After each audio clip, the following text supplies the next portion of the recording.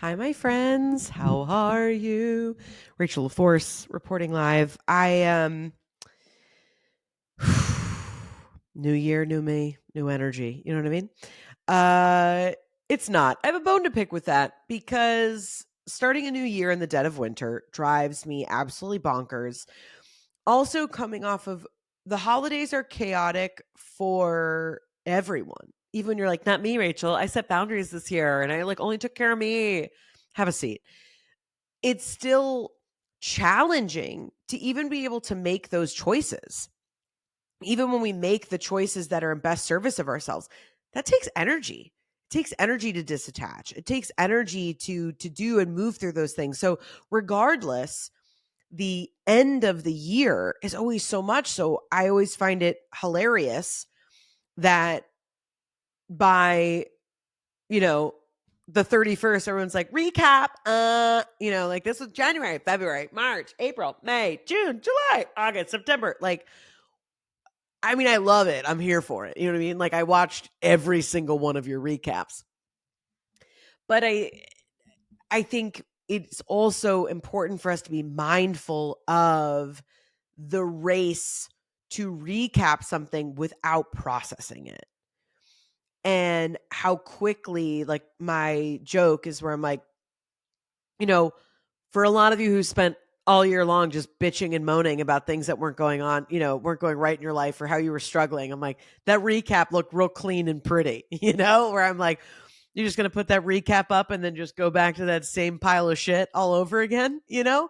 So I do think that that's my bone to pick with New Year, New Me, where I actually think it's a great reflection point for going, okay, here's what we did, here's what we learned, and then using the winter as a sense of reflection. So this isn't for me. This is just me, okay? Um how can we use the momentum of the new year? How can we use the tabula rasa? How can we use this energy as a clean slate, as something new, to use it as this almost like a reflection pond, right? How can we just kind of think about what's working, what we've learned, all of that, so that we can take it and elevate it and be ready to go come spring, rather than starting all these new things, trying all these new things. Oh, I'm going to do this, I'm going to do that. Um Even if they're not actual physical things that you're doing, but energetically that you're like, oh, I'm going to try this, or I'm going to manifest this thing. The nature's hibernating, at least in our hemisphere. Okay. Because I know some of you are like, that's not where I am. Totally fair. Okay. So just talking to my little, northern hemisphere, babies. Um, yeah. So with with that energy in mind, I wanted just to pull a card and kind of see what comes up for this space for those of us that are on this awakening, and whatever that means for you, uh and just kind of how can we harness this energy and also be reflective in this way. I pulled the card from the bottom because I'm a little attracted to that. So, as always, if you're new to this, my name is Rachel LaForce. I am a comedian and spiritual speaker. All of my work is about harmonizing the chaos and comedy that is life to the things that we cannot see and the things that are the most magical and the most spiritual. Because healing is hilarious, baby.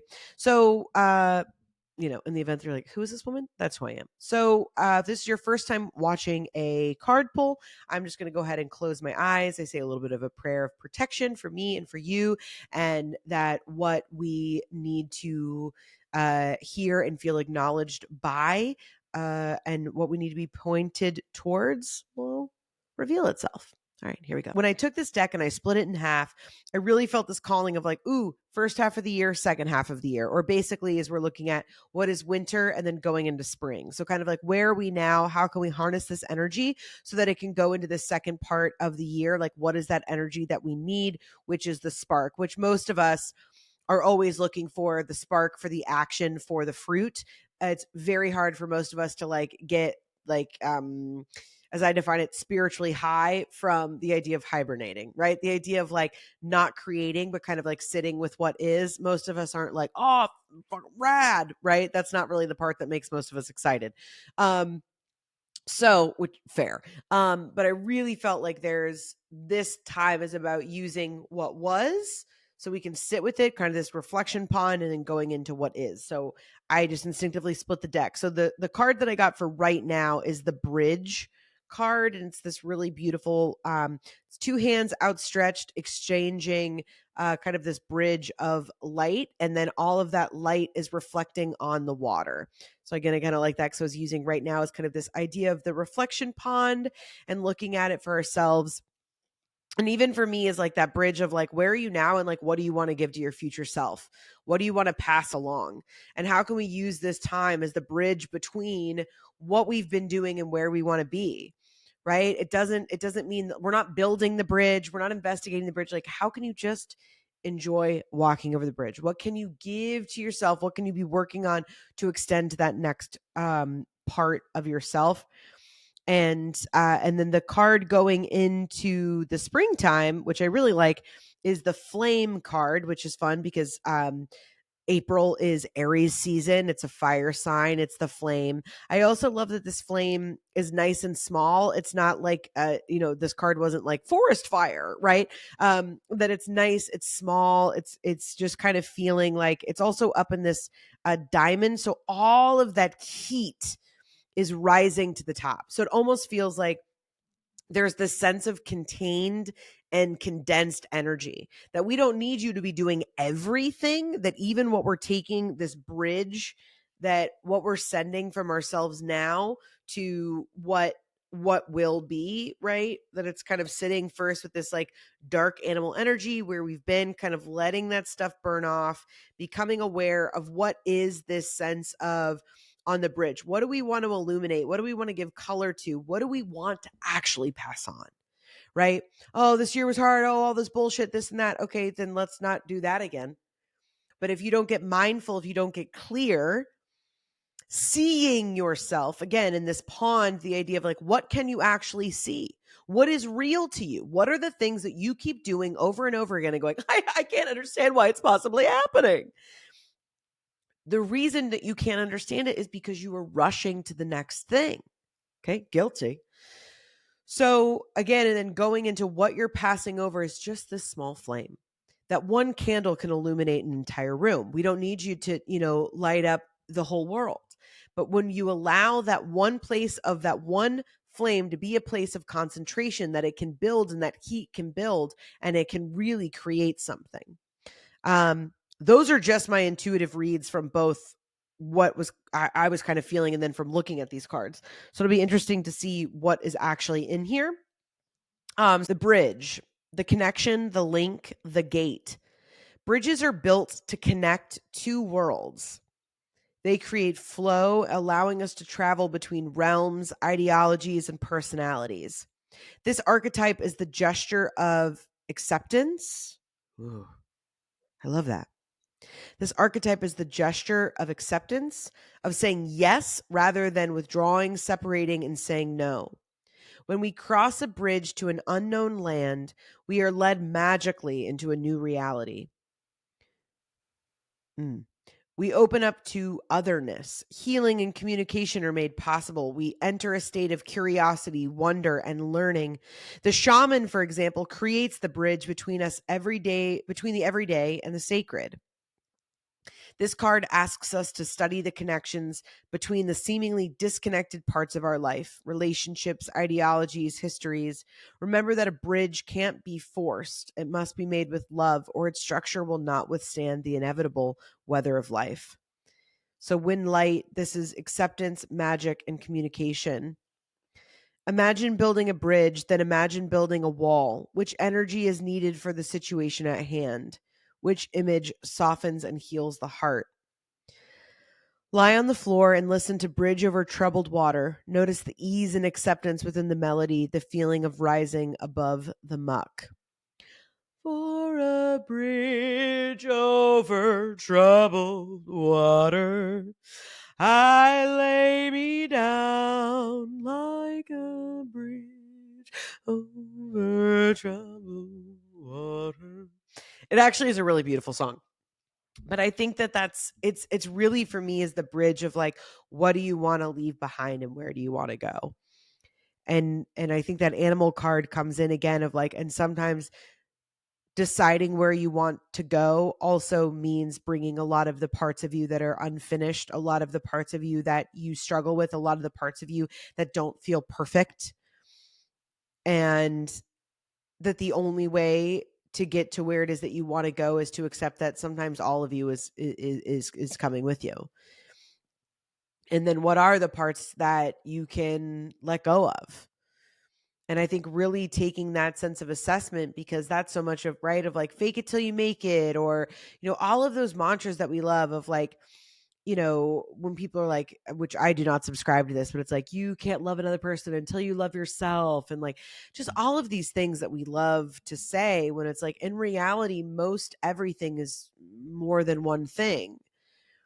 But we get to choose what we lead with. We get to choose what we want to showcase.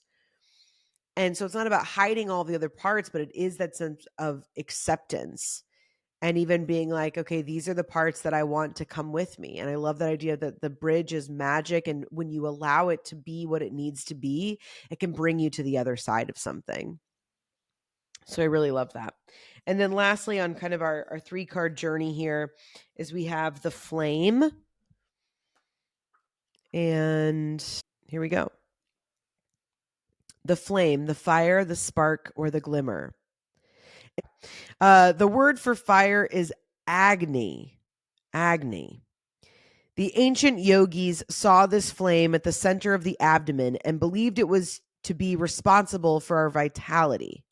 The ancient yogis saw this flame as the center of our abdomen and believed that it was responsible for our vitality. When it is lit, we are connected with our purpose and sense that life is a sacred gift. It is said that those who cannot see the sacred around them have their inner flame go out. Think of this card as a call to reignite that fire, to cup your hands gently around those things that you've forgotten and protect that flame, no matter how harshly the winds around you blow. It could be an inner archetype that begs you to light its wick. It is likely that the poet, the mystic, or the shaman would call to you with the language of the flame. So when lit, this is health, mental clarity, and good digestion. The archetypal fire is at the beginning of all transformation, purification, and manifestation. Nearly every spiritual lineage honors the flame. Yeah, so I think the part of this that I was the most attracted to is the idea of protecting your flame.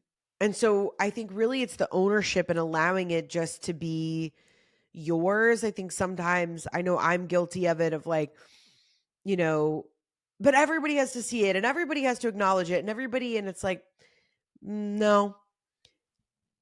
Accepting and knowing that it's there and that it's your vitality. It is there to support you.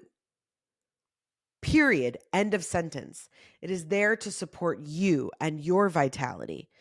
We're also going, this is now an 8-year, 2024. 2 + 2 + 4 is 8.